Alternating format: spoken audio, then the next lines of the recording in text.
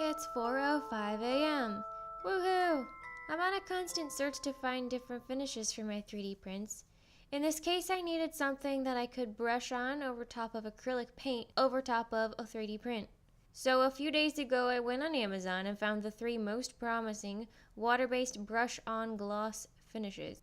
Then, in a moment of true innovation, I devised a test where I paint a 1, 2, and 3 on a scrap 3D print from my drawer of scrap 3D prints, and then I drew a 1, 2, and 3 on the corresponding bottles. This is really exciting stuff. Test subject 1 is by Americana. It's a Duraclear gloss varnish. This is supposed to be non-yellowing, and it's soap and water cleanup. Test subject 2 is by Folk Art by Plaid. It is an outdoor gloss sealer. Again, non-yellowing, polyurethane. This one is supposed to be indoor-outdoor. Third glossy finish is by Folk Art. It's an artist's gloss varnish. This is another polyurethane type sealer with soap and water cleanup. My last monster was hours ago. Sad face. I have serious trouble containing my excitement after 4 a.m. The next part of this test involved brushing each of the finishes onto its corresponding spot on the tester. But I spilled some first. Yay for soap and water cleanup. That's what it looks like inside the bottle. That's what it looks like inside the other bottle. Inside the third bottle is the most exciting because it looks almost exactly the same as the other 2 bottles. This is 1, 2, and 3. They look very similar. Don't be fooled. They're only slightly similar. Each finish gets its own brush because this would be a terrible test if I mixed them together between coats. The first finish feels pretty thick. It starts drying almost immediately, meaning that brush strokes can quickly become evident if you keep working at it like I did on this one. Oops. Finish number 2 is much thinner. Also, it goes on clear instead of a slightly milky appearance that number 1 had. It has a longer work time, so the brush strokes were less evident. Number 3 is even thinner still, by a little bit. It seemed to have the longest working time, which is kind of nice if you're trying to get it to be nice and even and spread it out over the whole area. So there's the first coat on 1, 2, and 3. Number 1 is pretty much already dry. 2 and 3 definitely take a little bit longer. And because they're thinner, they might be more prone to drips if you were to put it on too thick. They look pretty glossy. And you can see that my camera has a nice flashing light. Okay, coat 2. Again, you can see that test subject number 1, the Duraclear, is a little bit milky before it dries.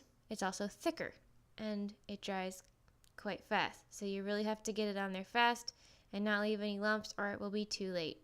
Number 2, the outdoor gloss sealer, feels pretty nice to work with. It's got a good balance between being thin enough to spread it out, but not so thin that it drips too much, as long as you do a thin coat. Which that's pretty much key for whatever finish you're using. If you glob it on too thick, doesn't tend to turn out so well. Number 3 feels very similar to number 2 when you're brushing it on, except it's a little bit thinner. It also has the longest drying time per the instructions. They're looking pretty glossy. I did 3 coats, letting it dry thoroughly between coats, and then letting it dry overnight to make sure that it was really dry. Then I put it in water. My goal was to test how well each finish repels water. They all repel it pretty well for a while, but you can see after it was left in there overnight that it looks like number 2 fared the best, which is not really surprising since that was the indoor-outdoor finish. None of them bubbled or peeled until I put in the effort to peel them, just to see what would happen. Unsurprisingly, when I scratched it really hard, I was able to peel some finish off on the part that had been soaking overnight. I would not normally do this with something, but I just wanted to, make this a really super extreme test.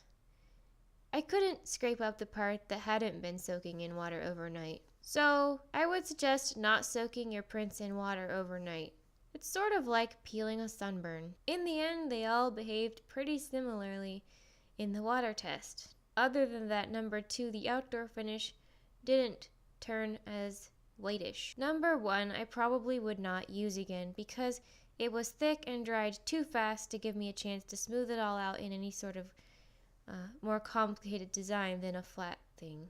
At first I liked number 2 best because it seemed to resist water the best, and it was thin enough to work with and didn't dry too fast. After some additional testing in the field, I decided that number 3 is actually the best for this particular type of application. I was using it on some small items that had a lot of little crevices, and number 3 had the longest working time, so I was able to get the finish nice and even before it started to dry and take brush strokes. This also means that it takes the longest to dry between coats, which is not a big deal unless you're in a rush. I wasn't in a rush. I was pleasantly surprised because all 3 of these finishes were usable. I expected at least one of them to bomb. Does that make me a pessimist? While all 3 finishes were quite okay, I would repurchase number 3 because I like the long working time, because when I'm doing a glossy finish, I want to minimize brush strokes, and it's difficult to minimize brush strokes when something starts drying within seconds. So if you're finishing 3D prints and you find the need to throw a nice glossy coating on there, but for whatever reason you don't want to use a spray gloss finish, then I would suggest trying this Artist Varnish Gloss. Or the other 2 if you are looking for something similar but not quite as good. So maybe somebody will find this helpful. It was pretty fun.